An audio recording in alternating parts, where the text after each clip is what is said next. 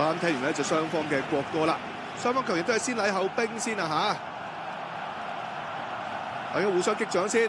好啦，見到呢個咧就橫幅亦都出現咯喎，大家好興奮啊！我都第一次喺現場見到啊，咁啊睇落去都真係幾好睇喎，咁樣碌落嚟，冇得頂啊！一條龍仲有啲氣勢添喎，好似。因為成個面積一個 area 仲大少少添啊，比上次嗰幅。咁樣影出嚟就更加靚添啊！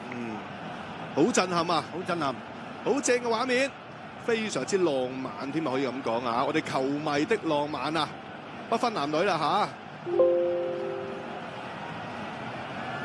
哇！呢度都佔咗真係差唔多好大個範圍喎。係啊，嗱，一下面啦，咁一班嘅主隊嘅 fans 啊，亦都咧就係咁咧就搖旗吶喊添啊！好啦，先睇睇隻主場之咧講到嘅陣容先嚟，鬼上。好啊，咁啊今日就龍門就用咗謝家榮啦，因為葉鴻輝嘅受傷啊，咁後衞有4個啦，包括陳俊一左邊啦，右邊有余子南嘅一對中堅呢，就周元德啦、鐘樂安啦。